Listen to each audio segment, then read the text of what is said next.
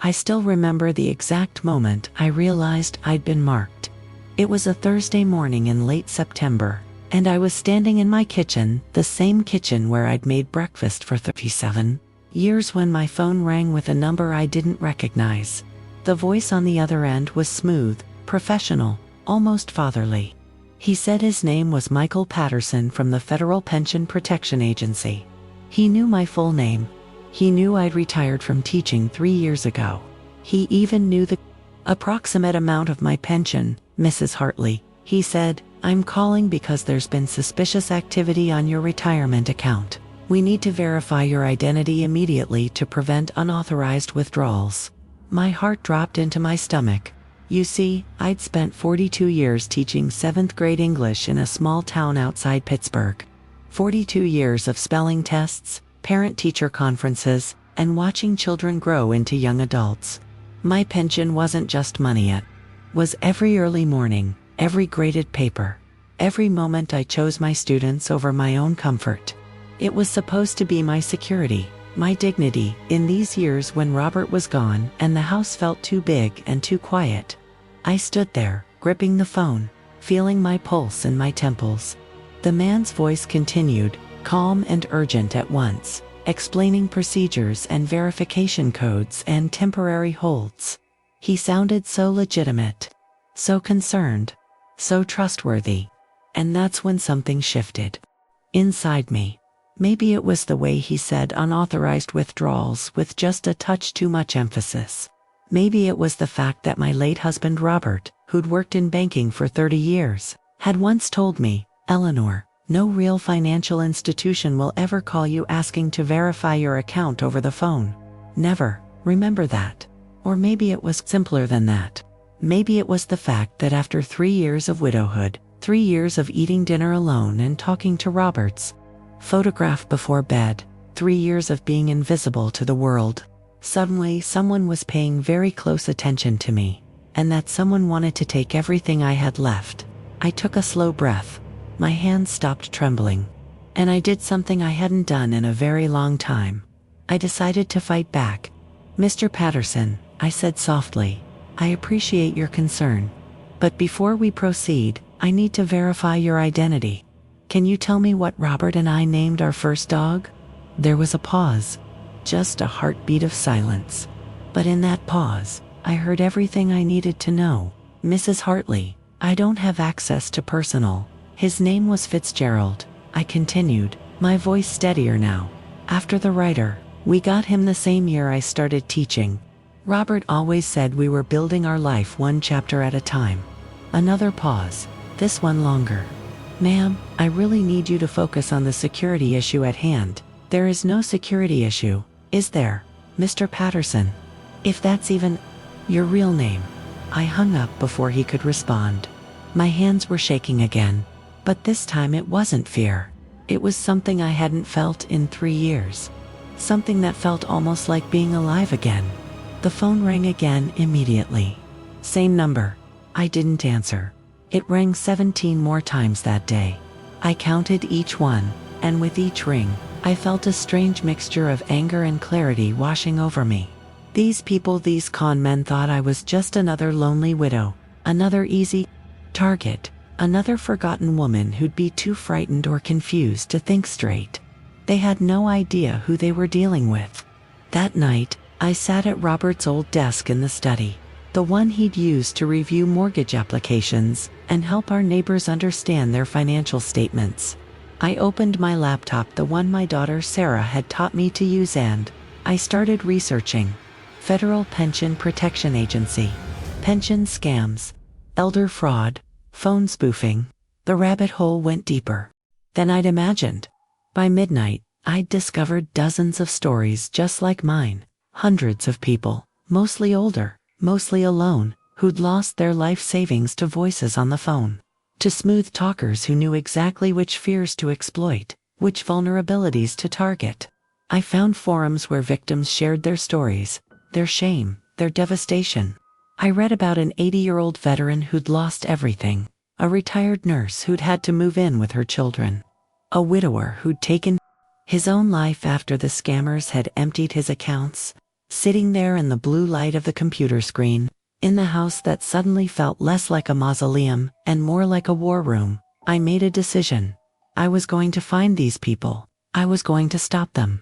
And I was going to do it in the last place anyone would expect, at the church fair. Because sometimes, the best way to catch a predator is to become the prey they can't resist. The Pine Valley Community Church Fair happened every October, like clockwork. For 53 years, it had been the heart of our small town's autumn, a gathering of quilts and baked goods, of laughter and gossip, of connection in a world that seemed to be forgetting what connection meant. I'd been attending since I was a young teacher, fresh out of college. When Robert first asked me to dance under the string lights, they hung between the oak trees. Now, those same string lights felt like they belonged to a different lifetime. But this year, I wasn't going to the fair to remember the past. I was going to protect the future for myself, and for every other person these scammers might target next. If you've ever felt invisible, ever felt like the world moved on without you, hit that like button. And please, subscribe and turn on notifications, because what happens next might just save someone you love. In the 3 weeks between that first phone call and the fair, I became someone I barely recognized. I didn't tell my daughter Sarah what I was planning. She would have worried, would have insisted I just report it to the police and let them handle it. But I'd already called the local sheriff's office, and Deputy Morris had been kind but realistic. Mrs. Hartley, these operations are usually overseas. Without more information, there's not much we can do. If they call again, hang up and block the number. Hang up and block the number. As if that would stop them from calling the next lonely widow, the next vulnerable retiree. No, this required something different. Something they wouldn't expect. I started by letting them think they'd won. When Michael Patterson called back, using a different number this time, I answered. But this time, I played the role they expected. Confused, flustered, afraid. I let my voice waver just enough. I asked simple questions that made me sound uncertain about technology, about banking, about my own finances. I'm so sorry, I told him. I was just scared. You understand, don't you? I'm 72 years old. And since my husband passed, I just, I don't know who to trust anymore. The change in his tone was immediate. Like a predator catching the scent of wounded prey. Of course, Mrs. Hartley. I completely understand. That's exactly why we're here to protect people like you. People like you. As if being older, being alone, meant being helpless. Over the next 2 weeks, I had 7 conversations with Michael and his colleagues. Each time, I gave them just enough to keep them interested, but never enough to actually access my accounts. I asked questions that seemed innocent, but were designed to extract information. Where was their office located? What were their hours? How many people had they helped recently? And slowly, carefully, I pieced together their operation. They worked in teams. They had scripts. They targeted specific demographics: recent widows and widowers, retirees, people who'd recently lost a spouse or experienced a major life change. They got their information from public records, obituaries, pension databases that had been hacked or sold on the dark web. But here's what I learned that surprised me most. They weren't all operating from overseas. Some of them were local, or at least regional. They used legitimate-sounding business names.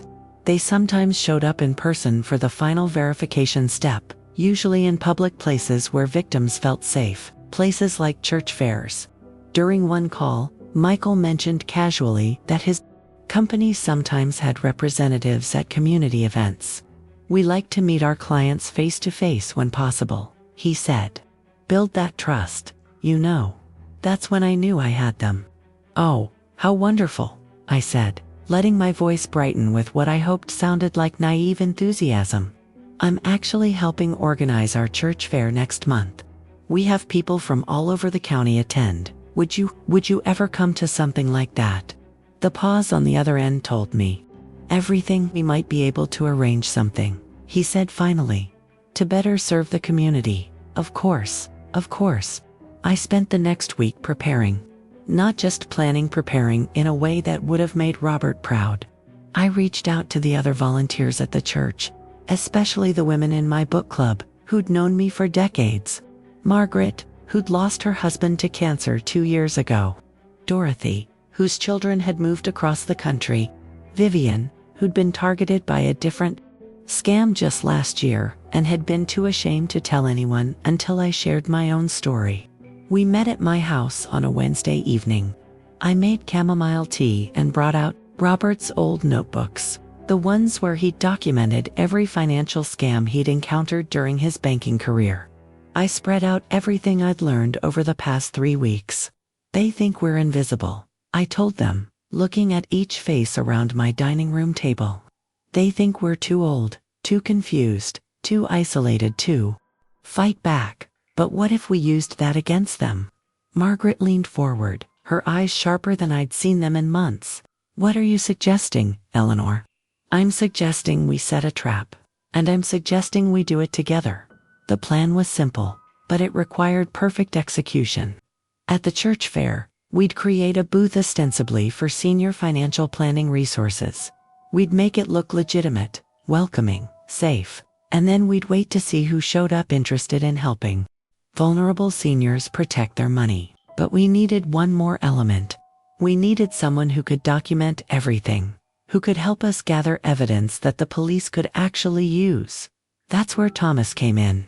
I'd known Thomas Brennan for about a year. He'd moved to Pine Valley after retiring from a career in journalism in Philadelphia.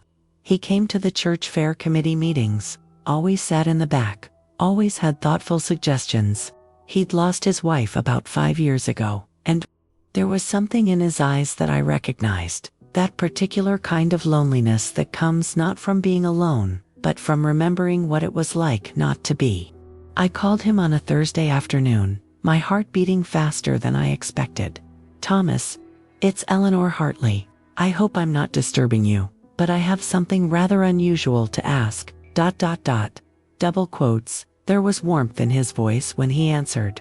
Eleanor, no disturbance at all.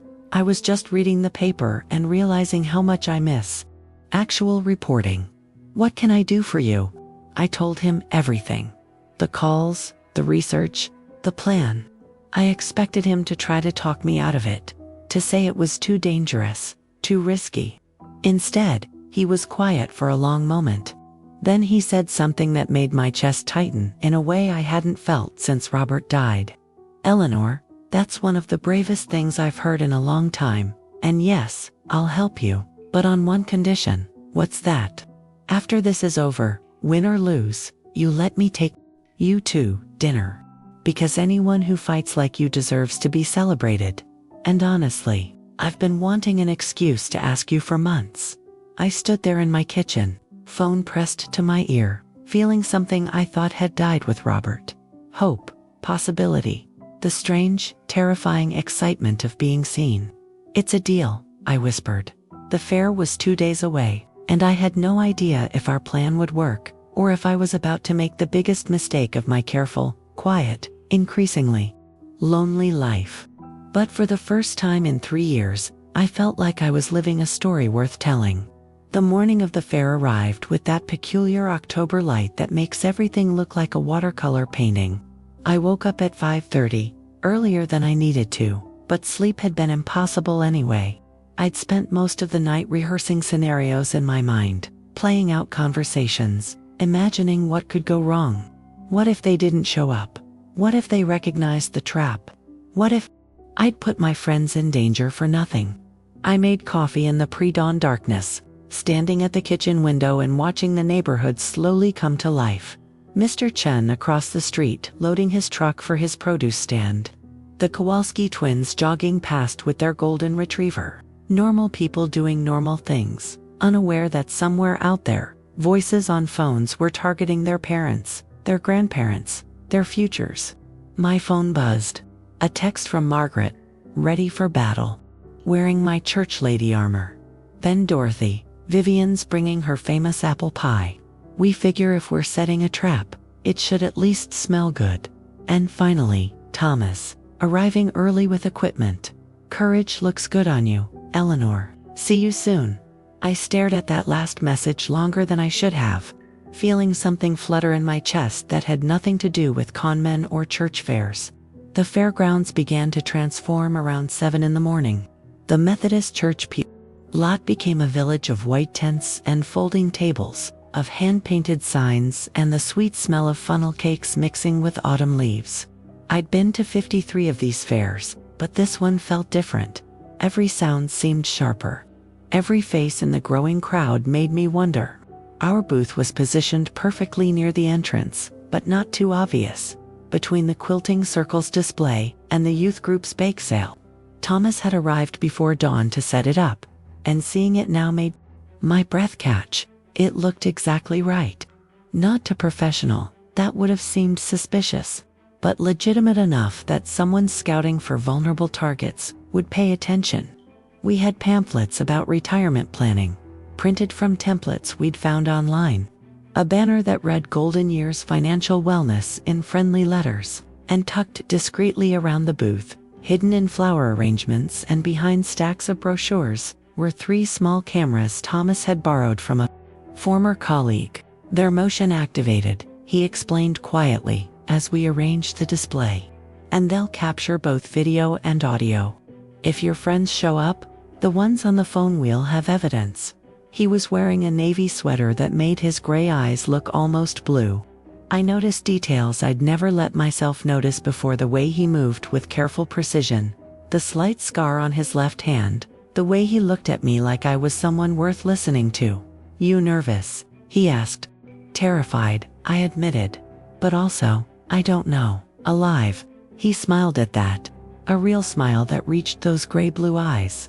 "I know exactly what you mean." Margaret, Dorothy, and Vivian arrived at 8, each taking their positions. We'd rehearsed this. Margaret would work the booth, friendly and talkative, mentioning casually that she was worried about her pension and didn't know who to trust anymore.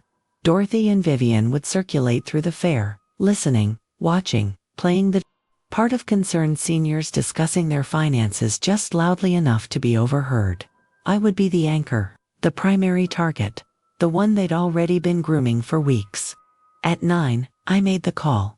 "Michael, it's Eleanor Hartley. I'm at the church fair," I mentioned the one in Pine Valley. "I know you said you might send someone. I've just been so worried about everything we discussed, and there are so many people here talking about financial planning. I thought maybe, ... I let my voice trail off, uncertain, vulnerable. "Mrs. Hartley." His voice was smooth as always.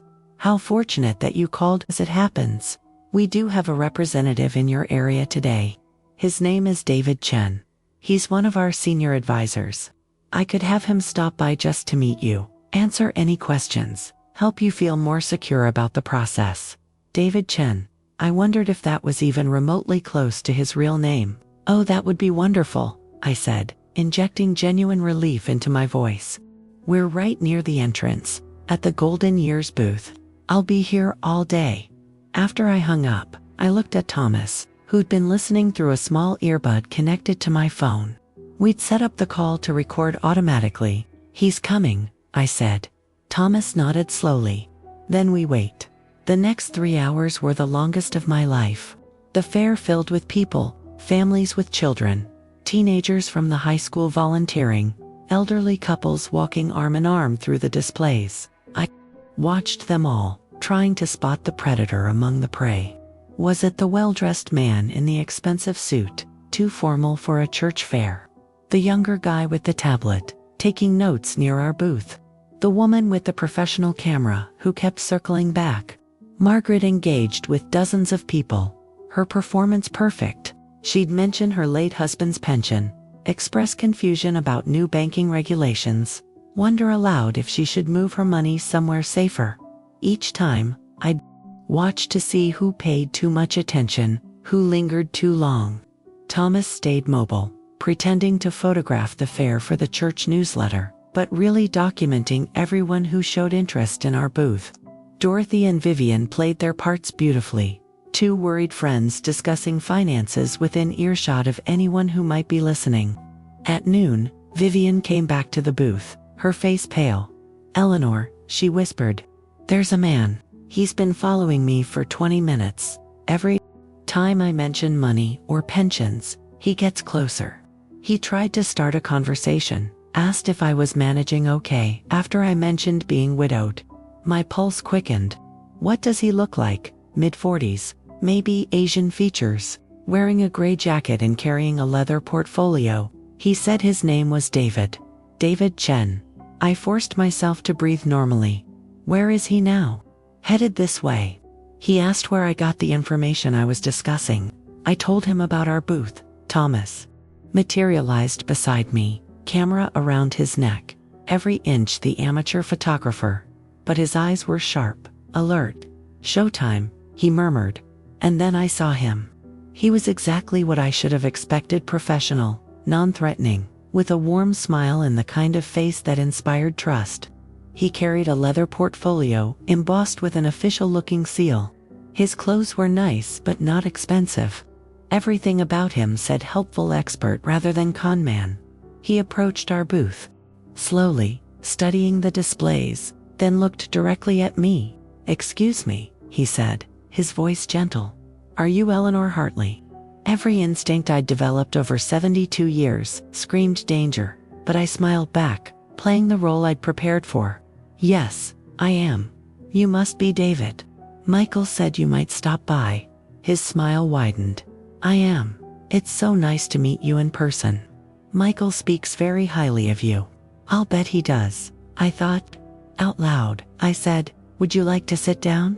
Maybe we could talk about those concerns I mentioned." He glanced around the busy fairgrounds, calculating, "I appreciate the offer, but this seems a bit public for discussing financial matters. Would you be comfortable stepping over to that quiet area?" He gestured toward a section near the back parking lot, away from the crowds. Everything in me went cold. This was the moment, the pivot point where victims usually followed, too polite to refuse, too conditioned to trust authority figures, too isolated to have anyone watching their backs. But I wasn't alone, and I wasn't going anywhere private with this man. "Oh, I'm perfectly comfortable here," I said, my voice a touch firmer than before. "Unless you're not comfortable discussing your legitimate business in public." Something flickered across his face. Just for a second. A micro-expression that Thomas's camera definitely caught. "Of course not," he recovered smoothly. "I just thought you might prefer privacy. But here is fine." He sat down across from me, opened his portfolio. "Now, Michael mentioned you've been having concerns about your pension security, double quotes. That's when Margaret moved into position on his left, pretending to organize brochures. Dorothy appeared on his right, just browsing. Vivian stood near the entrance to the booth, blocking his easiest exit, and Thomas. Thomas stepped closer, camera raised, and said in a voice that suddenly carried the authority of 30 years in journalism, "David Chen, or should I call you by your real name? Because I've been doing some checking, and there's no David Chen registered with any legitimate financial advisory firm in Pennsylvania." The man's face went blank, then hard. "I don't know what you're talking about." "Really?" Thomas continued. "Because the Federal Pension Protection Agency that you claim to work for doesn't exist. I've confirmed that with the Department of Labor, the SEC, and the FBI's Financial Crimes Unit. So why don't you tell us who you really are? And who you're really working for?" For a long moment, everything seemed to freeze. The fair continued around us, children laughing, gospel music playing from the church speakers, the smell of caramel apples in the air. But in our small corner, in our carefully constructed trap, the world had narrowed to this one confrontation. David, or whatever his name was, stood up slowly. His hand moved toward his portfolio, and that's when I saw the gun. I want to tell you that I stayed calm, that 42 years of managing rowdy 7th graders had prepared me for this moment.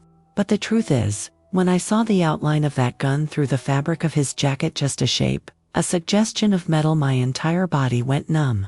Time did that strange thing it does in moments of crisis. Everything slowed down and sped up simultaneously. I could hear my own heartbeat. I could see Thomas's hand tightening on his camera. I could feel Margaret's sharp intake of breath beside me. The man's hand hovered near his portfolio, and for one terrible second, I thought I'd gotten everything wrong. I thought my clever plan had put everyone I cared about in danger.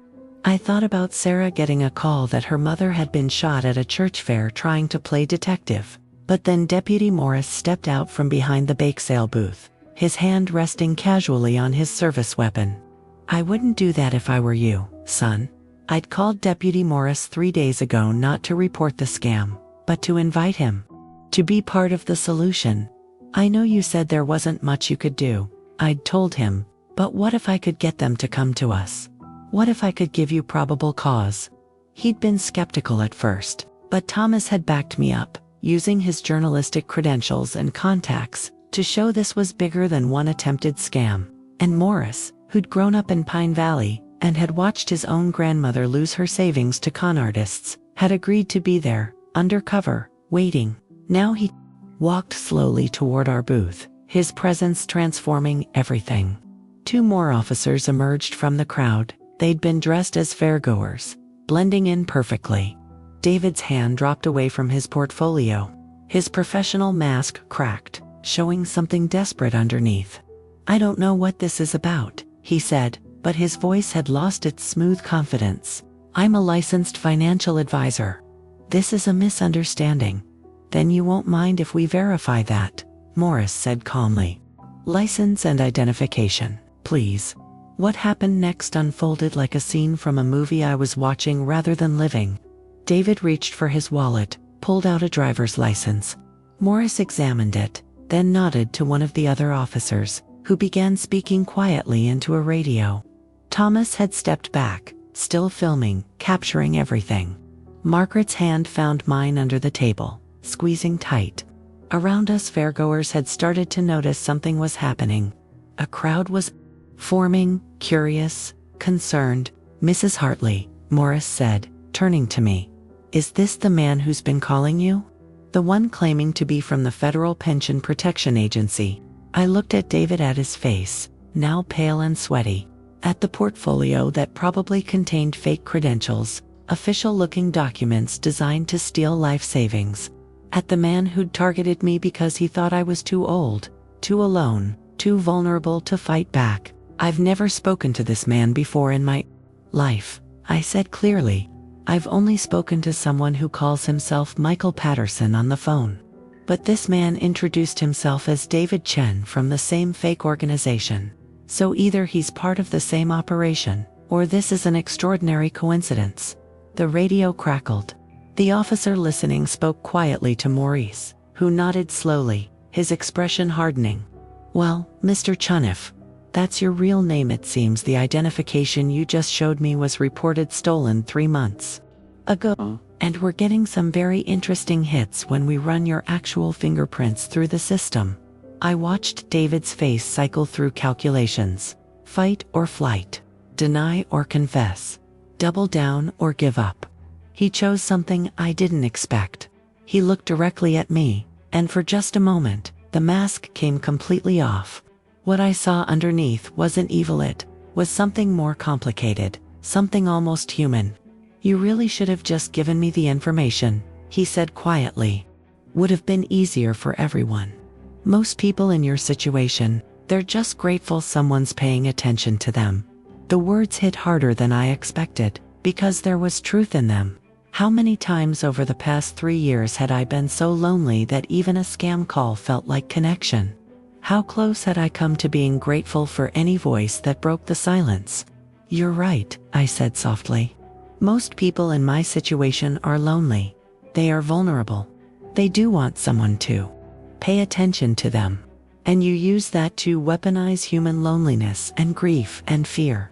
You turn our worst moments into your profit. I stood up then, legs steadier than I expected. But here's what you didn't count on. We're not just lonely. We're also smart. We've lived long enough to recognize predators. And some of us have spent our entire lives teaching people to think critically, to question authority, to stand up to bullies.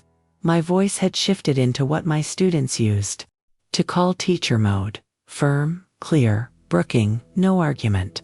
I spent 42 years teaching 7th graders. Do you have any idea how good you have to be at spotting lies to survive that? How quickly you learn to see through manipulation? Something flickered in David's eyes. Not remorse, exactly, but recognition. He'd underestimated me, and he knew it. Morris moved to handcuff him, reading him his rights in that practiced monotone that law enforcement uses. David didn't resist. As they led him away through the crowd of fairgoers, I heard whispers, gasps, the rustle of a story that would spread through Pine Valley like wildfire. But I wasn't paying attention to the crowd anymore. I was looking at Thomas, who had lowered his camera and was looking back at me with an expression I couldn't quite read. Pride, maybe, or respect, or something deeper that made my 72-year-old heart skip in a way I'd thought it never would again. Eleanor, Margaret breathed beside me. We did it. We actually did it. Dorothy and Vivian rushed over, embracing me, talking over each other about how terrified they'd been, how brave I was, how they couldn't believe it had worked. But through all of it, I kept looking at Thomas, and he kept looking at me. Deputy Morris came back a few minutes later, after David had been secured in the patrol car. He pulled me aside, away from the excited chatter of my friends. Mrs. Hartley, I need you to know this is bigger than we thought. When we ran his prints, we got hits across 4 states. This isn't just some small-time operation. You just helped us catch someone we've been trying to locate for 18 months. The FBI's going to want to talk to you. My legs suddenly felt weak. The FBI, this group has stolen over $3 million from elderly victims. Your recordings, the evidence Thomas gathered, the fact that you got him to show up in person, that's huge. Most of these guys operate entirely remotely. But you, double quotes. He shook his head. Something like admiration crossing his face. You made yourself too tempting a target to ignore. And you did it knowing the risks. $3 million. I thought about the veteran who'd lost everything. The nurse who'd had to move in with her children. The widower who'd taken his own life. How many people? I asked. How many victims? Maurice hesitated. At least 47 that we know of. Probably more who were too ashamed to report it. 47 lives disrupted. 47 people who'd worked their entire lives, only to have their security stolen by smooth voices on the phone. I felt something break open inside me, not grief, exactly, but a kind of fierce, protective anger I'd only felt a few times in my life. Once when a parent had verbally abused one of my students. Once when Robert had been misdiagnosed by a careless doctor. Once when Sarah had been bullied in high school and the administration had done nothing. It was the anger of someone who'd seen something wrong and refused to accept that nothing could be done about it. I want to help more, I heard myself say. Whatever the FBI needs. Whatever it takes to stop these people. Morris nodded. I thought you might say that. I'll have them contact you. But Mrs. Hartley, Eleanor. You should also know that you scared the hell out of a lot of us today. What you did was incredibly brave, but it was also incredibly dangerous. I know, I said quietly. But I wasn't alone. That made all the difference. I looked back at the booth where Margaret, Dorothy, and Vivian were still talking excitedly, reliving every moment. Where Thomas was reviewing footage on his camera, his journalist's instincts still sharp after all these years. For 3 years, I'd been alone. For 3 years, I'd been invisible. But standing there in the autumn sunshine, surrounded by people who'd risked their own safety to help me, I realized something profound. I'd spent so long mourning what I'd lost, that I'd almost missed what I still had. Community, purpose, courage I didn't know I possessed. And maybe, just maybe, the possibility of something else. Something I'd thought died with Robert. Thomas looked up from his camera, caught my eye, and smiled. That night, after the fair had ended and the statements had been given, and Deputy Morris had finally let us all go home, my phone rang. I looked at the screen. Unknown number. For a second, my hand trembled. Then I answered. Eleanor Hartley speaking. Eleanor. The voice was different from any I'd heard before. Female, professional, kind. This is Special Agent Rebecca Martinez with the FBI. I understand you had quite an eventful day. I was hoping we could talk about what happened and about helping us stop this from happening to anyone else. I sat down at Robert's old desk, the same place where I'd first started researching the scam, and I smiled.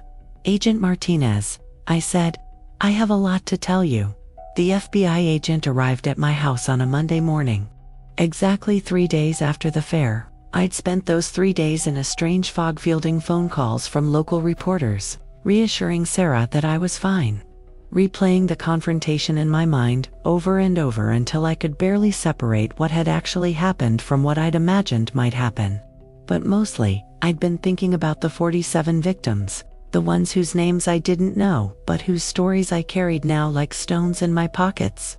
Agent Martinez was younger than I expected, maybe 40, with sharp eyes and a handshake that conveyed both strength and empathy.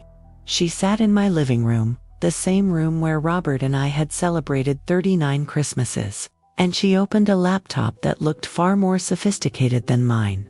Mrs. Hartley, what you did was remarkable, she began. But I need you to understand the scope of what you've uncovered. The man you helped us apprehend, his real name is James Volkert. He's not the top of this organization. He's middle management. Like this was some corporation, not a criminal enterprise destroying lives. How does it work? I asked. The whole operation. Martinez pulled up a chart on her screen, turned it so I could see. It looked like a family tree. But instead of relatives, it showed connections between call centers, money launderers, fake websites, stolen identities. They work in cells, she explained. The people making the calls, like your Michael Patterson, they're often overseas. Sometimes in India or the Philippines, sometimes in Eastern Europe. They work from scripts, targeting specific demographics. When they find a promising a potential victim, they pass the information up the chain. To people like James Volkert, I said. Exactly. The local operators. They're the ones who show up in person, who do the final extraction. They're usually very good at reading people, at building trust quickly, and they're smart enough to choose public places. Coffee shops, senior centers, places where their targets feel safe. I thought about how David James had tried to move me somewhere private. How close I'd come to following him. How much did they steal? I asked. In total, Martinez hesitated. From the cases we can definitively link to this network, $7.2 million over the past 3 years. The number was so large it almost didn't feel real. $7.2 million. Retirement funds, life savings, dignity, independence. All stolen by voices on phones and men with fake portfolios. The recordings you made, Martinez continued, and the evidence Thomas Brennan gathered, they're going to be crucial. We've been trying to infiltrate this network for over a year, but they're careful. They rarely meet victims in person anymore. The fact that you convinced them to come to you, that you documented everything, ...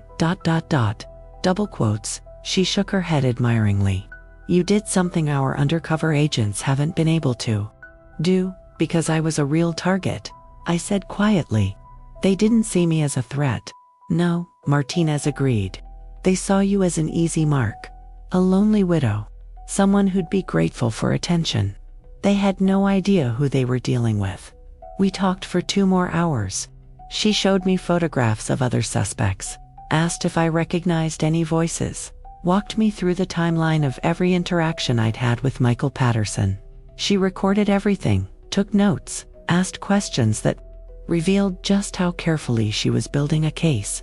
There's going to be a trial, she said finally. Probably multiple trials. James Volkert is going to be offered a deal to testify against the higher-ups in the organization. And when that happens, we're going to need you to testify as well. My stomach tightened. Testify. In court, you'd be one of the key witnesses. Your testimony would show the jury exactly how these operations work, how they target vulnerable people, how they build trust, and then exploit it. But I want to be honest with you, Eleanor, it won't be easy. Defense attorneys will try to make you look confused, unreliable. They'll point out your age, suggest that you misunderstood what was happening. Let them try, I said, surprising myself with the steel in my voice. I spent 42 years dealing with teenagers who thought they could outsmart me. I'm not afraid of some lawyer. Martina smiled at that. I believe you. But there's something else you should know. Once this becomes public, once your name is attached to this case, you might become a target yourself. Not physically, probably, but harassment, phone calls, people trying to intimidate you into not testifying. The thought sent a chill through me. But then I thought about those 47 victims. About the people who'd been too ashamed or too scared to come forward. I'll testify, I said. Whatever it takes. After Martinez left, I sat in the quiet house for a long time. The afternoon sun slanted through the windows, illuminating dust motes in the air. Everything looked the same as it had for days ago, but somehow everything felt different. I was different. My phone buzzed. A text from Thomas. Dinner tonight. I believe I'm owed a celebration date. Plus I have news about the story. I stared at the message, my heart doing that strange flutter again. A celebration date. The word date sitting there in my text messages, like a promise, like a possibility I'd stopped believing in. I typed back, pick me up at 6. His response was immediate. It's a date. That evening I did something I hadn't done in 3 years. I stood in front of my closet and actually cared what I wore. Not because I was trying to impress anyone, or maybe I was. Just a little, but because I felt like someone worth dressing up for. Someone who existed beyond grief and loneliness and quiet evenings talking to photographs. I chose a blue dress that Robert had always liked, then stopped myself. This wasn't about Robert. This was about me. About Eleanor Hartley, 72 years old. Retired teacher, amateur detective, woman who'd just helped the FBI bust a major criminal organization. I changed into a burgundy sweater Sarah had given me last Christmas. The one I'd never worn because it felt too young for me. Looking in the mirror now, I realized how ridiculous that thought was. Too young. I'd just outsmarted a criminal network. I'd set a trap at a church fair. I'd stared down a man with a gun. If I wanted to wear a burgundy sweater, I'd wear a damn burgundy sweater. Thomas arrived at exactly 6 o'clock, holding a small bouquet of chrysanthemums autumn flowers, appropriate and understated. He was wearing a dark jacket over a white shirt, and he'd gotten a haircut since the fair. He looked nervous. It made me like him even more. You look beautiful, he said simply. You look terrified, I replied, then smiled. I promise I'm less intimidating than armed con men, he laughed. The tension breaking. That's debatable. You were pretty terrifying at the fair. In the best possible way. He took me to a small Italian restaurant on the edge of town. The kind of place where the owner knows everyone's name and the marinara sauce has been perfected over 3 generations. We sat by the window, watching the evening settle over Pine Valley, and for the first time in 3 years, I felt like I was on a date, rather than just eating dinner with someone to avoid eating alone. So, I said after we'd ordered, you mentioned news about the story. Thomas leaned forward, his journalist's excitement evident. I've been contacted by 3 national news outlets. They want to cover what happened, not just the arrest, but the whole story. How you figured out the scam, how you organized the trap, how you brought the community together to fight back. National news. My stomach dropped. Thomas, I don't know if I want that kind of attention. I know, and I told them I wouldn't write anything without your permission. But Eleanor ... He reached across the table, not quite touching my hand but close enough that I could feel the warmth. This story could help people. How many other lonely widows and widowers are getting these calls right now? How many people feel too ashamed to admit they've been targeted? Your story could change that. I thought about the forums I'd read, the stories of people too ashamed to come forward. I thought about the veteran who'd lost everything, the nurse who'd had to move in with her children. Would I have control over how it's told? I asked. Complete control. I'd write it, but you'd approve every word. And any money from the story if it gets picked up by magazines, or if there's interest in a book that would go to you, or to a fund for scam victims. If you preferred. A book. The idea was so absurd I almost laughed. Eleanor Hartley, retired English teacher. Subject of a book. Can I think about it? Of course. Our food arrived, and we shifted to easier topics. His career in Philadelphia, the stories he'd covered. My years teaching, the students I still remembered. We discovered we'd both loved the same novels, had both been to the same small bookstore in Pittsburgh that had closed 10 years ago, had both lost our spouses to sudden illnesses that gave us no time to prepare. That's the hardest part, Thomas said quietly, twirling pasta on his fork but not eating it. Not the loneliness afterward, though that's terrible, but the fact that you don't get to say the things you needed to say, the unfinished conversations that haunt you. What would you have said? I asked. To your wife. If you'd had time. He was quiet for a long moment. I would have told her that she made me brave enough to take risks. That every good thing I did in my career was because I knew I had someone to come home to who believed in me. And I would have asked her ... His voice caught slightly. I would have asked her how I was. Supposed to keep being that person without her? Tears pricked my eyes. I would have asked Robert the same thing. How to be Eleanor without him. Have you found an answer? I thought about the past week, about researching scams at midnight, about setting a trap, about standing my ground when a con man tried to intimidate me. I think, I said slowly, I'm learning that I was never just Eleanor Witherbert. I was always my own person. I just forgot for a while. Thomas smiled at that. I think your Robert would be proud of what you did. I know my Marie would be. We finished dinner talking about lighter things, the church fair, Margaret's theatrical performance at the booth, the look on James Volkert's face when Deputy Morris appeared. But underneath the laughter, there was something else building, something tentative and fragile and terrifying. Possibility. When Thomas drove me home, he walked me to my door like this was 1953 instead of 2024. He stood there in the porch light, hands in his pockets, looking younger and more uncertain than a man in his mid-70s should look. Eleanor, I know this might be too soon, or too forward, but I need to say it. These past few days, working with you, watching you be so brave and so smart, I haven't felt this alive in years, and I'd really like to keep spending time with you. Not just as friends, though I hope we're that too, but as ... more. My heart was pounding so hard I was certain he could hear it. Thomas, I'm 72 years old. I have a daughter who'd probably need therapy if I started dating. I'm about to testify in a federal trial. My life is complicated. I'm 76. My children already think I need therapy. And complicated is just another word for interesting. I laughed despite myself. You're using journalism tricks on me. Is it working? I looked at him, really looked at him. At the hope in his eyes, at the vulnerability of putting himself out there at an age when most people have stopped taking emotional risks. Ask me again, I said softly. After the trial, after all of this settles down. Ask me then, and I'll give you a real answer. Promise. Promise. He smiled, squeezed my hand gently, and walked back to his car. I went inside, closed the door, and leaned against it, my heart still racing. The house was quiet, but it didn't feel empty anymore. It felt like the beginning of something I couldn't quite name yet. Something that terrified me, almost as much as facing down con men. Something like hope. The phone calls started 2 days after my dinner with Thomas. Not scam calls this time, something worse. Blocked numbers that, when I answered, played recordings of static.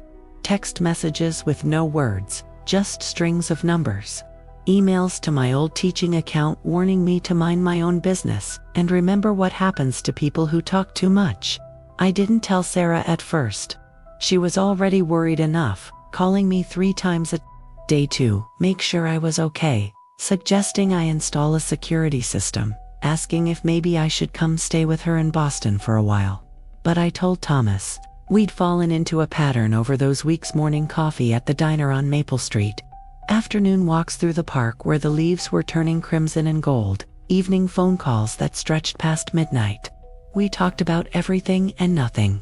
He showed me his old articles, stories about corruption and injustice that he'd exposed. I showed him my lesson plans, poems my students had written, the thank you cards I'd saved from 3 decades of teaching. We were building something careful and deliberate, like architects designing a structure meant to last. Agent Martinez needs to know about the harassment, Thomas said when I showed him the messages. We were sitting on a bench near the pond, watching ducks glide across water that reflected the October sky. This is witness intimidation. It's a federal crime. No. I stared at the messages on my phone, but part of me wonders if that's what they want to make me so scared that I involve more authorities, create more drama, maybe make mistakes that could compromise the case. Thomas turned to look at me, his gray eyes serious. Or maybe they just want to scare you into silence. Which version of Eleanor Hartley are you going to be? The one who gets scared? Or the one who set a trap at a church fair? I smiled despite the fear coiling in my stomach. When you put it that way, I called Agent Martinez that afternoon. She took the threats seriously, immediately arranging for increased patrol near my house, helping me set up better phone security, documenting everything for the case. But she also confirmed what I'd suspected. The trial date has been set, she said. 3 months from now. James Volkert has agreed to testify against the network leadership in exchange for a reduced sentence. But Eleanor, you need to be prepared. His testimony is going to expose just how extensive this operation is. Names, locations, methods, and your role in bringing it down is going to be front and center. Good, I heard myself say. Let it be front and center.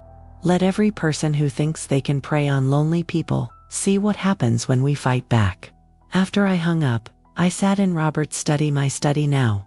I was learning to say and thought about the past month, about how much had changed, about the woman I was becoming, or maybe the woman I'd always been underneath the grief and isolation. My laptop chimed with an email notification. Thomas, sending me a draft of the article he'd written about the church fair incident. The subject line read, "For your approval, take your time, change anything." I opened it and started reading. The widow who fought back, how a retired teacher outsmarted a criminal network. The article was beautiful. Thomas had captured everything, the loneliness that made people vulnerable, the intelligence required to recognize and resist manipulation, the courage it took to fight back. But more than that, he'd captured something I hadn't fully realized until I read it. He'd captured me, not as a victim, not as someone to be pitied, but as someone with agency and strength, and a sharp mind that age had only refined. I called him immediately. Thomas, it's perfect. You can publish it. Are you sure? We can wait. There's no rush. No, I said firmly. I want this out there now, before the trial. I want other people to know they don't have to be victims, that being older doesn't mean being helpless. The article was published in the Philadelphia Tribune 3 days later. Then it was picked up by the Associated Press. Then national outlets.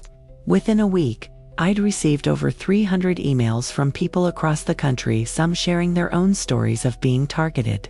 Some thanking me, some asking for advice. And then I received one email that changed everything. It was from a woman named Patricia Morrison in Cleveland. She was 78 years old, and she'd been targeted by what sounded like the same network. But unlike me, she'd given them access to her accounts before realizing it was a scam. She'd lost everything, her entire retirement savings of $214,000. I was too ashamed to tell anyone, she wrote. Not my children, not the police, not anyone. I thought about ending my life. But then I read your story, and I realized maybe I could still fight back. Maybe it's not too late. Can you help me? I stared at that email for a long time, tears streaming down my face. $214,000. A lifetime of work, gone. I forwarded the email to Agent Martinez. Then I called Patricia. Her voice was small and broken when she answered. Mrs. Hartley, please, call me Eleanor. And yes, I think I can help you. But first, I need you to know something. What happened to you is not your fault. You're not stupid, you're not weak, and You have absolutely nothing to be ashamed of. These people are professionals at manipulation. They've spent years perfecting these techniques. She started crying on the other end of the line. Not sad, crying something else. Relief, maybe. Or the release of shame she'd been carrying alone. We talked for over an hour. I learned that her husband had died 4 years ago from Alzheimer's. That she'd spent their savings on his care. That the $214,000 had been from selling their house, the only asset she had left. The scammers had convinced her she needed to move the money to a secure government account to protect it from hackers. Within 24 hours, it was gone. I wanted to die, she whispered. I still think about it sometimes. What's the point of living when everything you worked for is gone? The point, I said gently, is that you're still here. You're still capable of joy, of connection, of fighting back. Money is important, Patricia, but it's not your worth. It's not your identity. And if I can help get even some of it back, I will. By the time we hung up, I'd made a decision. I called Thomas. I want to start something. A support group, maybe, or a network. For people who've been targeted by these scams. A place where they can talk without shame, share information, help each other. Maybe even help catch more of these criminals. Eleanor, he said slowly, that's brilliant. But it's also going to be a lot of work. Are you sure you're ready for that? I thought about Patricia, about the veteran who'd taken his life, about the 47 known victims and the hundreds more who'd never reported what happened. I've spent the last 3 years being not ready for anything, I said. It's time to be ready. Thomas came over that night with his laptop, and we started planning. We created a website, set up a secure email account, drafted guidelines for the support group. We called it Silver Shield, a name that acknowledged our age, without diminishing our strength. Margaret, Dorothy, and Vivian immediately volunteered to help. Margaret, who'd been a paralegal before retiring, offered to help victims document their cases. Dorothy, who'd worked in social services, knew how to connect people with resources. Vivian, who'd been targeted by scammers herself, understood the shame and isolation victims felt. Within 2 weeks, we had 50 members. Within a month, over 200. The stories were heartbreaking and infuriating. A man who'd lost his military pension. A woman who'd been convinced her grandson was in jail and needed bail money. She'd sent $30,000 before discovering her grandson was safely at college. A couple who'd lost their home because scammers convinced them they owed back taxes. But something else was happening too. People were healing. They were finding strength in community, learning to trust again, even starting to laugh about the absurdity of some of the scam attempts. And they were fighting back. Armed with information from Silver Shield, 3 members had successfully traced scam operations to their sources and reported them to authorities. 2 had testified in their own local cases. 1 had even started teaching workshops at senior centers about recognizing fraud. We were becoming an army. The night before my FBI testimony was scheduled, I couldn't sleep.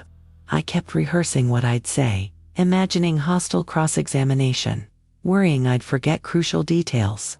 At 2 in the morning, I gave up and went to sit on the porch, wrapped in Robert's old cardigan that still somehow smelled like him. My phone buzzed. A text from Thomas, can't sleep either, want company. 20 minutes later, we were sitting side by side on my porch swing, wrapped in blankets against the November chill, watching stars that seemed impossibly bright in the dark sky. I'm scared, I admitted. What if I mess this up? What if my testimony isn't enough? Eleanor, Thomas said quietly.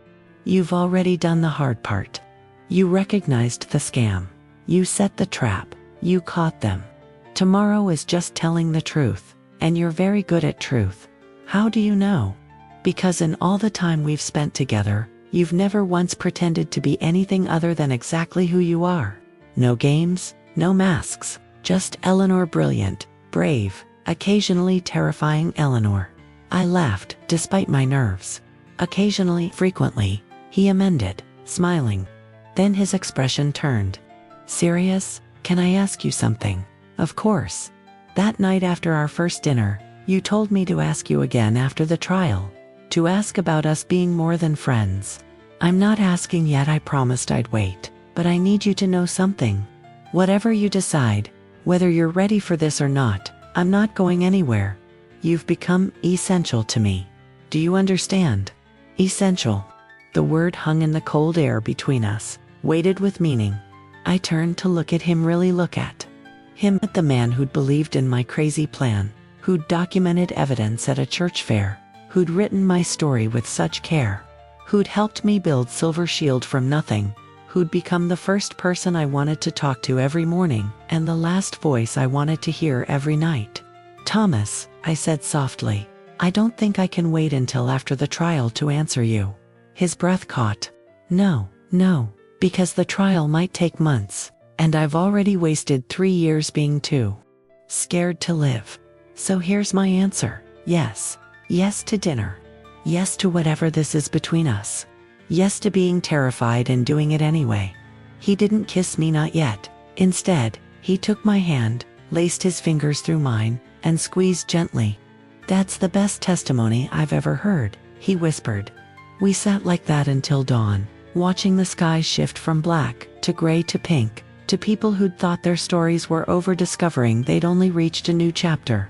And in the morning, I would walk into that courtroom and tell my truth.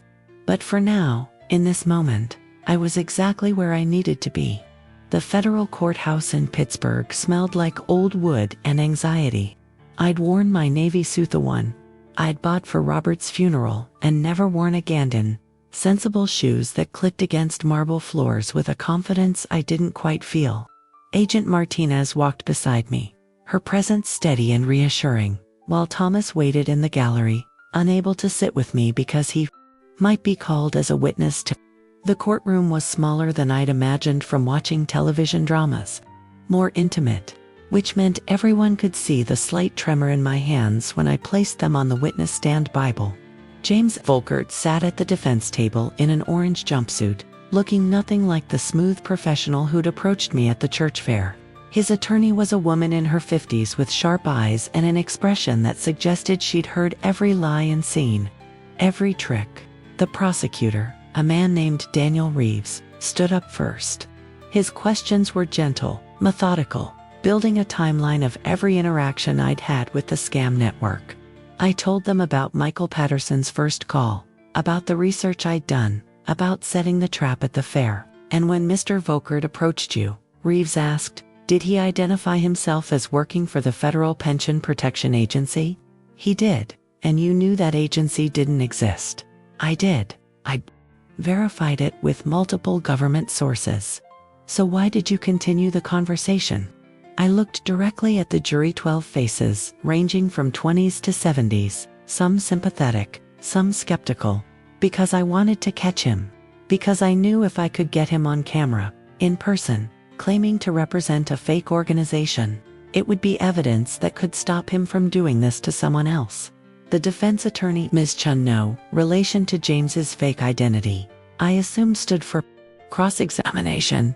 Her voice was pleasant, almost grandmotherly, which immediately put me on guard. Mrs. Hartley, you're 72 years old, is that correct? It is. And you've been a widow for 3 years. Yes. Would you say you've been lonely during that time? I saw where she was going. Make me look like an unreliable narrator, someone whose judgment was clouded by isolation. I've experienced grief, I said carefully, which is different from being unable to think clearly of course. But isn't it true that you were so desperate for connection that you engaged in an elaborate fantasy scenario, essentially entrapping my client? Objection, Reeves said sharply. Counsel is testifying. Sustained, rephrase Miss Chen. She smiled slightly. Mrs. Hartley, did you or did you not deliberately continue contact with individuals you believed to be criminals, without police supervision, putting yourself and others at risk? I did continue contact with them, with police knowledge and eventual supervision, because waiting for someone else to stop them meant more victims in the meantime. More victims. You see yourself as some kind of hero? Then no, I said quietly. I see myself as someone who had the privilege of being able to fight back. Not everyone has that privilege. Some people are too scared, too isolated, or too ashamed. I wasn't fighting for heroism. I was fighting for them. Something shifted in the jury's faces. I saw it, a subtle change in posture and attention. Ms. Chen must have seen it too, because she moved on quickly. Let's talk about your relationship with Thomas Brennan. He's a journalist, correct? He is, and he stood to profit from writing about this case. Any proceeds from his article were donated to a victims' assistance fund. But you've become romantically involved with him, haven't you? The question hung in the air like smoke. I felt my face flush, not from shame but from anger at the implication. Mr. Brennan and I have become close friends. Whether that's romantic is none of your business and has nothing to do with the fact that your client tried to steal my pension. A few jurors smiled. Even the judge looked like he was suppressing something. Ms. Chen returned to her seat, and I thought the worst was over. Then Agent Martinez was called to testify. She presented evidence I hadn't seen before: bank records, wire transfers, communications between James Volkert and at least 17 other operatives across 8 states. The scope was staggering. But what came next made my blood run cold. Agent Martinez, Reeves said, "Can you tell the court about the connection between this network and the victim, Patricia Morrison?" Martinez glanced at me just briefly, a warning I didn't understand yet. Patricia Morrison, age 78, lost $214,000 to this network in August. She was referred to our investigation by Mrs. Hartley. However, during our investigation into Ms. Morrison's case, we discovered something unusual. She pulled up a document on the courtroom screen. Bank records: Ms. Morrison's stolen funds were transferred through multiple accounts before ending up in an LLC called Clearwater Financial Services. That LLC is owned by someone who appeared on Mrs. Hartley's initial witness list. My stomach dropped. Who? Reeves asked. David Hartley, Mrs. Hartley's son-in-law. The courtroom erupted in whispers. My vision tunneled. David, Sarah's husband. The man who'd been calling me 3 times a day to check on me. Who'd insisted I install a security system. Who'd seemed so concerned about my safety. To be clear, Martinez continued, her voice cutting through the noise. We don't believe Mr. David Hartley was directly involved in the scam operations. The LLC appears to have been registered using stolen identity information. His name, social security number, and business credentials were compromised approximately 2 years ago. He filed reports at the time, but the identity theft was never fully resolved. Relief and horror washed over me simultaneously.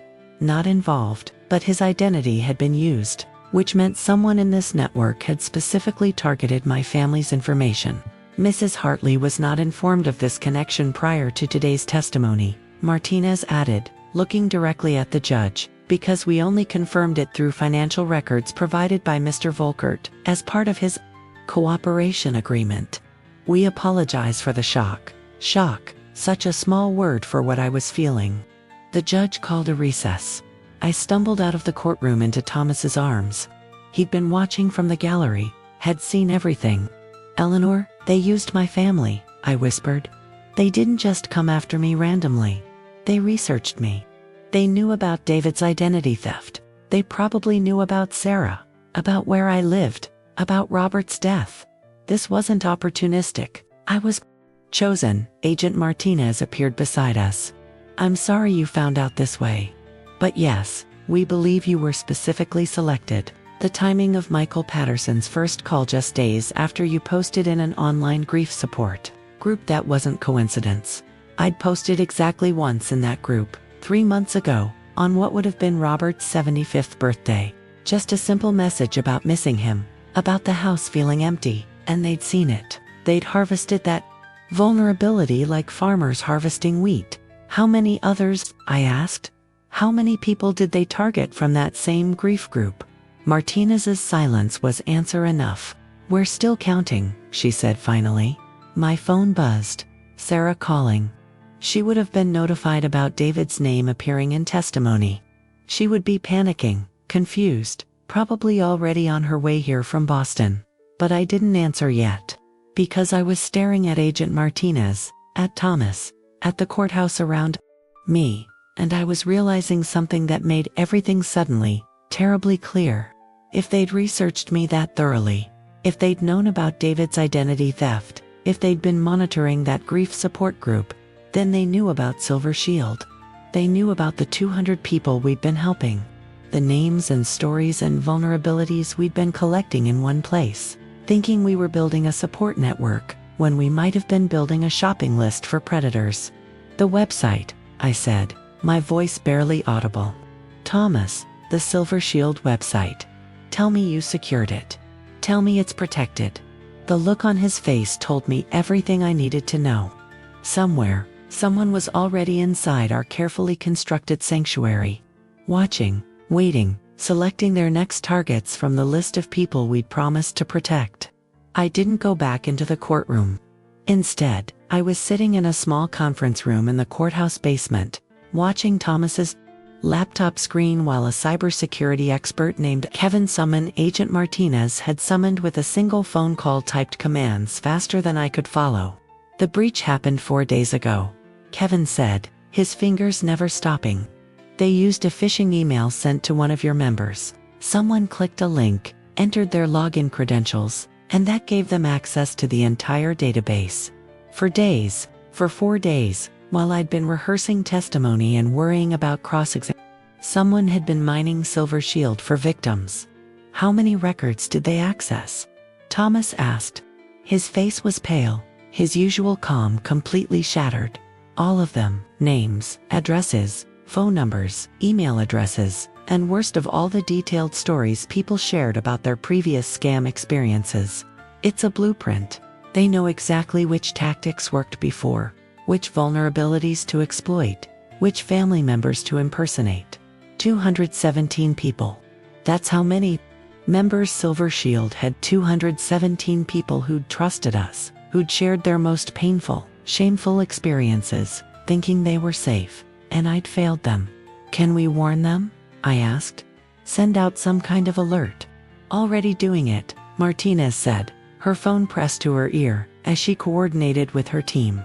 But Eleanor, you need to understand, Evan. If we reach everyone, even if they're all on alert, the damage is done. These scammers now have detailed psychological profiles of 217 vulnerable targets. They'll be patient. They'll wait weeks, months if necessary, until people's guards are down again.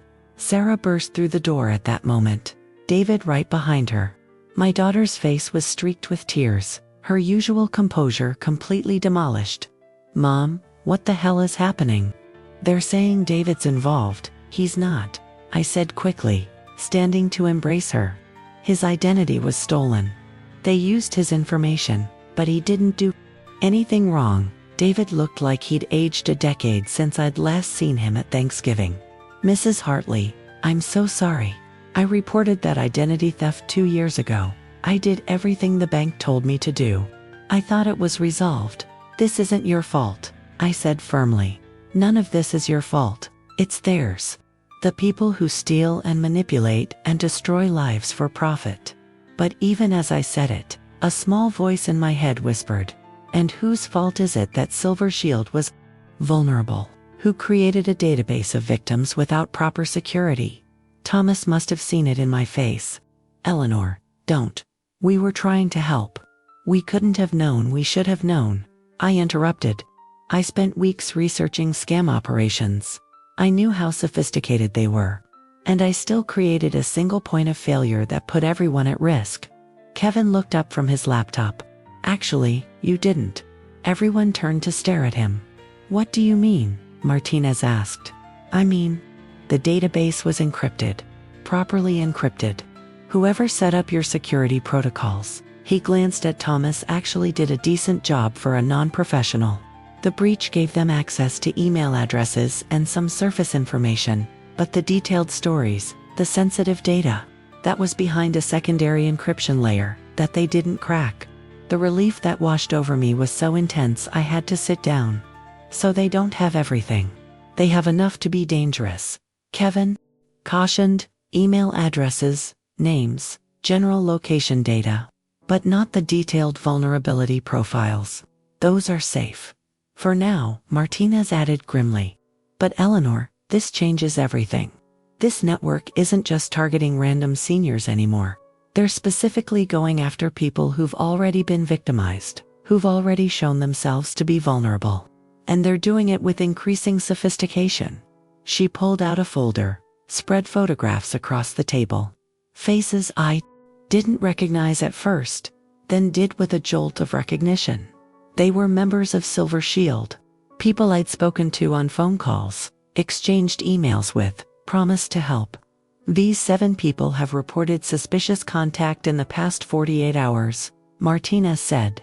Phone calls from government agencies, emails about security breaches, text messages from concerned relatives, all of them members of your group. All of them targeted within days of the database breach. I looked at the faces. Margaret Thurston from Baltimore. Robert Chen from Sacramento, no relation to the fake David Chen. Just another common name weaponized by scammers. Elizabeth Park from Atlanta. Each one a person I'd promised safety to. We need to shut down Silver Shield, I said quietly. It's not safe anymore. No, Thomas said immediately. That's exactly what they want. To isolate victims again. To take away the one resource people have. We fix the security. We warn everyone, but we don't surrender. Thomas is right. Martinez said, shutting down now would be worse, but we need to do something else. Something they won't expect. She looked directly at me. We need to use Silver Shield as bait. Again, the dossier vu was overwhelming. Here we were, back to the same strategy that had worked at the church fair. Set a trap, become the prey, wait for predators to reveal themselves. But this time, the stakes were so much higher. What are you proposing? I asked. We create a honeypot. We seed information into the Silver Shield system fake members, with detailed vulnerabilities, financial situations that would be irresistible to scammers. And we monitor every contact attempt, trace every call, track every email. We turn your support network into the world's most comprehensive sting operation. Sarah had been silent through all of this, holding David's hand, processing everything. Now she spoke up, her voice shaky but determined. Mom, no, you've done enough. Let the FBI handle this. Come stay with us in Boston until this is over. I looked at my daughter, my brilliant, protective daughter who'd inherited Robert's practicality and my stubbornness in equal measure. I saw the fear in her eyes, the desperate need to keep her mother safe. But I also saw the faces in Martinez's photographs. The 217 members of Silver Shield. The 47 original victims. Patricia Morrison, who'd lost everything and called me because my story gave her hope. Sarah, sweetheart, I can't walk away from this. Not now. You almost got shot at a church fair. But I didn't. And because I didn't, we caught James Volkert. We exposed part of this network. We helped people. If I run now, if I hide in Boston and let someone else fight this battle, then what was the point? What was any of it for? Thomas stepped closer. Not touching me, but close enough that I could feel his support like a physical presence. I'll be with her, he said to Sarah. Every step I promise. Sarah looked between us, seeing something there that made her expression shift from fear to something more complicated. Recognition maybe, or resignation. You're falling in love with him, she said quietly to me. After 3 years of barely living, you're falling in love with a man while fighting criminals. This is insane. Yes, I agreed. It is insane. It's also the most alive I've felt since your father died. Martinez cleared her throat. This is all very touching, but we have a limited window. If we're going to do this, we need to move fast. Eleanor, I need your decision. Will you help us set up the honeypot? I thought about Robert, about what he would say. He'd probably call me reckless and foolish and too old for this kind of adventure. And then he'd hand me his old banker's notebook and tell me to be smart about it, to not take unnecessary risks, to come home safe. But Robert wasn't here anymore. And this was my choice to make. I'll do it, I said. But on one condition. What's that? The fake profiles we create, they need to be based on real psychological insights, not caricatures or stereotypes. If we're going to catch these people, we need to understand exactly what they're looking for, what makes someone seem vulnerable to them. And I think I know how to do that. Over the next 6 hours, we built our trap. Kevin secured the Silver Shield database properly, adding layers of encryption and monitoring that would make any future breach attempts immediately visible. Thomas helped me craft 3 detailed profiles, fake members, with carefully constructed vulnerabilities that would be irresistible to scammers, but recognizable as traps to trained law enforcement. Margaret, Dorothy, and Vivian joined us, each contributing their own experiences to make the profiles authentic. We created Helen Patterson, a 17-9-year-old widow who'd recently sold her house and was confused about where to put the money. We invented Robert Morrison, a retired veteran with PTSD who'd mentioned having trouble trusting people but needing help with his pension. We designed Elizabeth Chen, a woman who'd been scammed before and was desperate to make the money back through investment opportunities. Each profile was a masterpiece of psychological manipulation designed to trigger the specific predatory instincts scammers relied on. And then we waited. It took less than 18 hours. Helen Patterson received a call at 11:37 on a Thursday morning. The number was spoofed to look like it came from the Veterans Benefits Administration. The voice was smooth, concerned, professional. Agent Martinez's team was recording everything. By Friday afternoon, Robert Morrison had been contacted by an investment advisor who claimed to have a guaranteed method for recovering money lost to scams. By Saturday, Elizabeth Chen had received an email about a class action lawsuit against scam operations. All she needed to do was verify her information to join. Each contact attempt was traced, documented, added to a growing map of the network's operations. But what none of us expected came on Sunday evening. I was home alone. Thomas had finally been convinced to get some sleep. Sarah and David had returned to Boston, and I was exhausted from days of coordination and planning. I'd just made tea and was settling in to read when my phone rang. Unknown number. I almost didn't answer. Then I remembered that my number was still on the Silver Shield website, listed as the founder. If someone wanted to test whether I was still actively involved, they might try calling me directly, I answered. Eleanor Hartley speaking. The voice on the other end was female this time. Younger than mine, but not young. Maybe 50. There was something familiar about it that I couldn't quite place. Mrs. Hartley, my name is Jennifer Volkert. I'm James's sister. I believe we need to talk. The woman on the phone was crying. Not the manipulative crying of a scammer trying to elicit sympathy. I'd learned to recognize that. This was raw, broken, the sound of someone who'd been carrying shame for too long.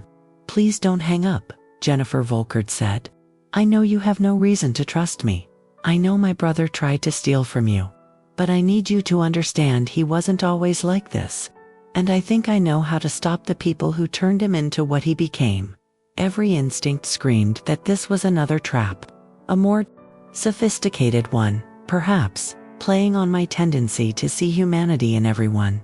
But something in her voice held me there, phone pressed to my ear, tea growing cold on the table beside me. I'm listening, I said carefully. But I'm also recording this call and Agent Martinez will hear every word. Good, she said. That's exactly what I want.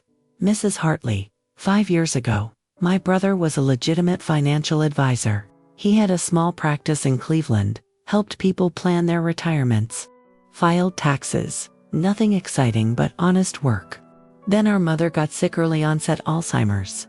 The care costs destroyed him financially. He took out loans, maxed out credit cards, eventually lost his house. I closed my eyes, seeing where this was going, understanding how desperation could hollow someone out from the inside. He was approached by someone who promised easy money. Just make some calls, follow some scripts, help redirect funds from people who wouldn't miss it, they told him. Everyone did it, that it wasn't really stealing, just creative financial management. By the time he realized what he'd gotten into, they had enough evidence to send him to prison for decades. He was trapped. Before I continue with what Jennifer told me, I need you to understand something important. Elder fraud doesn't just destroy victims, it destroys families, communities, trust itself. If this story has touched you, if you've recognized your own vulnerability or seen your parents' loneliness, please hit that like button. Subscribe to this channel and turn on notifications, because the ending of this story might just save someone you love. Now, let's hear what Jennifer revealed. Mrs. Hartley, the people running this network, they're not based overseas. The call centers are, yes, but the leadership is here, in Pennsylvania, and I can give you names, locations, everything, but I need protection. For me and for my family. Because if they find out I'm talking to you, we're dead. Not figuratively, actually dead. I was already texting Agent Martinez with my free hand, sending her the recording in real time. What do you want from me? I want you to arrange a meeting with the FBI tonight. Now, before I lose my nerve or before they realize I've made this call. I've been planning this for months, watching my brother destroy himself, watching more victims, trying to find the courage. And then I read about Ua, about the woman who set a trap at a church fair, who started Silver Shield, who kept fighting. You gave me courage. She started crying harder. Please, my children are 8 and 10. I can't let them grow up knowing their uncle and their mother were part of this. Help me make it right. 2 hours later, I was back in the federal building in Pittsburgh, sitting in the same conference room where we'd discovered the database breach. But this time, Jennifer Volkert was there, a tired-looking woman with James's same eyes, holding a folder that contained, according to Agent Martinez's preliminary review, enough evidence to dismantle the entire network. Financial records, names, locations, organizational charts showing exactly how the scam operation worked, from the overseas call centers, reading scripts, to the American operatives who showed up in person, to the money launderers who moved funds through dozens of shell companies, to the 3 people at the top who'd built an empire on stolen retirement savings. This is extraordinary, Martinez said, flipping through documents. This is everything we've been trying to get for 2 years. Jennifer, you understand this will require you to testify, to enter witness protection, probably permanently. Jennifer nodded. I understand. It's worth it to stop them. To save my kids from this legacy. I sat there watching her, this woman who'd been brave enough to turn against her own family to do the right thing. And I thought about courage, about how it shows up in unexpected places, about how it's never too late to choose differently. Thank you, I said quietly, for calling me, for trusting me. She looked at me with those eyes so similar to her brother's, but filled with something he'd lost hope. Mrs. Hartley, you made me believe that one person could make a difference. That being older, being ordinary, didn't mean being powerless. If you can fight back, so can I. The trials took 8 months. James Volkert testified against the network leadership in exchange for a reduced sentence, 15 years instead of 40. Jennifer's evidence led to the arrest of 37 people across 12 states, including the 3 individuals running the operation. The FBI estimated they'd stolen over $11.3 million from more than 200 victims. Some of that money was recovered. Not all, never all, because offshore accounts and cryptocurrency make money disappear like smoke. But Patricia Morrison got back $73,000. The veteran's family received $42,000. 12 other victims received partial restitution. It wasn't enough. It never would be. But it was something. Silver Shield grew to over 800 members. We partnered with the FBI to create proper security protocols, to train members in recognizing scams, to turn our support group into an actual force for change. Margaret became the director of outreach. Dorothy handled victim services.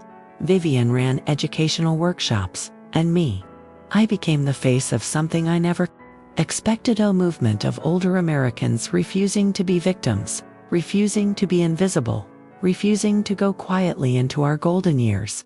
I testified before Congress about elder fraud. I was interviewed on national news. I spoke at senior centers and churches and community halls across the country. Not because I wanted fame, I absolutely didn't, but because every time I told my story, 3 or 4 people would come up to me afterward and whisper, "That happened to me too." I thought I was alone. You're never alone. That became Silver Shield's motto. But the most important thing that happened during those 8 months had nothing to do with trials or testimony or congressional hearings. It happened on a Tuesday evening in April, when Thomas and I were sitting on my back porch, watching spring arrive in slow increments, crocuses pushing through soil, robins building nests, the world turning green again. "I need to tell you something," he said, his hand wrapped around mine with a familiarity that still made my heart skip. "And I want you to really hear me."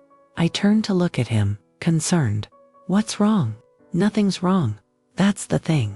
Eleanor, I've spent 5 years being numb, going through motions, existing but not living. And then you walked into a fair planning committee meeting with a crazy scheme to catch criminals, and everything changed. You changed me. You reminded me what it feels like to be excited about tomorrow, to wake up with purpose, to care about something beyond just getting through another day." He shifted to face me directly. "I love you. Completely, terrifyingly, inconveniently love you. And I need you to know that before I ask you what I'm about to ask you." My breath caught. "Thomas, marry me." The words hung in the evening air, simple and impossible and perfect. "We're too old for this," I said, but I was smiling through tears. "We've already been married once. We know how this story ends." "Yes," he agreed, "in grief and loss and pain. But Eleanor, we also know how it begins in joy and partnership and choosing each other every single day. I don't want to waste whatever time we have left being practical or cautious. I want to waste it being impossibly, ridiculously happy with you." I thought about Robert, about whether loving someone new meant betraying someone old. But then I remembered something he'd said to me when his mother died, when I'd asked him how he kept living with grief.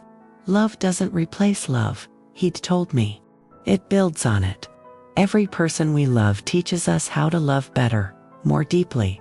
Don't ever stop loving, Eleanor. Not because of me." I looked at Thomas, this man who'd believed in my crazy plan, who'd built Silver Shield with me, who'd held my hand through testimonies and panic attacks and congressional hearings, who made me laugh and challenged me to think, and saw me not as a widow or a victim or a hero, but as Eleanor. Just Eleanor. "Yes," I whispered. "Yes, I'll marry you." He kissed me. Then, and it was nothing like kissing Robert had been, but that was okay.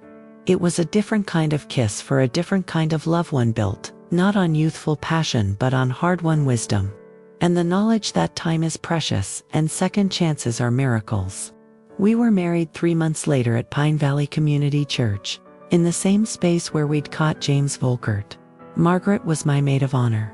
Sarah walked me down the aisle, crying and laughing simultaneously. Thomas's children flew in from Seattle. The entire Silver Shield community was invited, and 237 people showed up, including Patricia Morrison, who'd become one of my closest friends. Deputy Morris attended in full uniform, joking that he needed to be there just in case Mrs. Hartley decided to arrest someone during the ceremony. I wore cream instead of white, flowers in my hair instead of a veil. And when Thomas and I exchanged vows, I didn't promise forever. Neither of us were naive enough for that. Instead, I promised today and tomorrow and every day after that, for however many days we were given. At 73 years old, I became a bride again. At 76, Thomas became a husband again. And we both became proof that endings are often just beginnings wearing disguise. Now, 18 months after that first phone call from Michael Patterson, I sit in my study, the one I share with Thomas now, our books mingling on shelves, our laptops side by side on the desk, and I think about everything that's changed. The Silver Shield Foundation has helped recover over $2 million for scam victims. We've partnered with law enforcement agencies across the country. We've trained over 5,000 seniors in scam recognition. We've saved lives not figuratively, but literally. Because 3 people who were contemplating suicide after being victimized told us that finding our community gave them reasons to keep living. But I also think about what hasn't changed. Somewhere, right now, a phone is ringing in a quiet house. Someone lonely is answering. A smooth voice is asking questions, building trust, preparing to steal everything. The fight isn't over. It never will be. Because loneliness and grief and vulnerability will always exist, and there will always be people willing to exploit them. But now there are also people willing to fight back. I get emails every day. Some are from victims asking for help. Some are from people sharing their own stories of fighting back, of refusing to be silent, of turning their shame into strength. And some, my favorites, are from people who say, I got that call, the one about my pension being at risk, the one about suspicious activity on my account. And you know what I did? I remembered your story. I hung up. I called the real authorities. I didn't fall for it. Because of you, I didn't fall for it. Those emails remind me why it was all worth it. The fear, the risk, the exposure, the exhaustion. Because if my story saves even one person from what Patricia went through, from what the veteran's family suffered, from what James Volkert's mother experienced as her son destroyed his life, then everything I've given has meaning. Thomas walks into the study now, carrying 2 cups of tea. He sets one beside me, kisses the top of my head, settles into his chair with the newspaper. This is my life now, not the one I planned, not the one I thought I wanted after Robert died, but it's a life I'm proud of. A life that matters. A life that chose me even as I was choosing it. If this story moved you, if you see yourself or someone you love in Eleanor's journey, I need you to do something for me. Hit that like button, not for the algorithm, but to help this story reach someone who needs it. Subscribe and turn on notifications, because stories like this, stories that show you're never too old to fight back, to love again, to matter, these stories save lives. Share this with your parents, your grandparents, anyone who might be vulnerable. Because the next Eleanor Hartley might be watching right now, waiting to discover their own strength. Outside, evening is settling over Pine Valley, the same small town where I've lived for 45 years, taught for 42, buried a husband, caught criminals, found love again. My phone buzzes. A text from Margaret. Board meeting tomorrow at 10. Vivian's bringing apple pie. Mandatory attendance. Then Sarah. Love you, Mom. Proud of you. Always. Then a number I don't recognize. Mrs. Hartley, you don't know me, but I just got one of those calls. The pension scam. I was about to give them my information. Then I remembered reading about you. I hung up instead. Thank you for being brave enough to share your story. You saved me. I read that last message 3 times, my vision blurring with tears. Thomas looks over. Good news. The best kind, I say. He smiles, reaches for my hand across the space between our desks. I take it, feeling the warmth, the steadiness, the impossible gift of being 73 and still discovering new chapters. Sometimes I wonder what Robert would think of all this. Of Eleanor the crime fighter, Eleanor the activist, Eleanor the bride. But I think I know. He'd be proud. And he'd tell me exactly what he always told me when I was afraid to try something new. Eleanor, you're capable of so much more than you think. Stop playing small. The world needs big versions of good people. So that's what I'm trying to be, the big version of Eleanor Hartley. The version that takes up space, makes noise, refuses to disappear. And if somewhere, in some quiet house, someone receives a suspicious phone call and remembers my story and hangs up, if even one person chooses courage over fear because I chose it first, then I've done what I set out to do. I've turned my pain into purpose, my ending into a beginning, my silence into a voice that echoes long after I'm gone. Outside, stars are beginning to appear. In the darkening sky, Thomas squeezes my hand. My phone buzzes with another message from someone I've helped, and I think, this is what living looks like. Not the absence of pain, but the presence of meaning. Not the avoidance of fear, but the courage to face it anyway. Not the end of the story, but the realization that good stories never really end, they just keep finding new ways to begin. Eleanor Hartley's story continues through Silver Shield Foundation's work every single day. But your story, your choice to be vigilant, to protect yourself and those you love, to refuse to be a victim, that story starts right now. Don't let this be just another video you watched. Let it be the moment you decided to fight back. Subscribe, share, protect, because the next call might be coming to someone you love.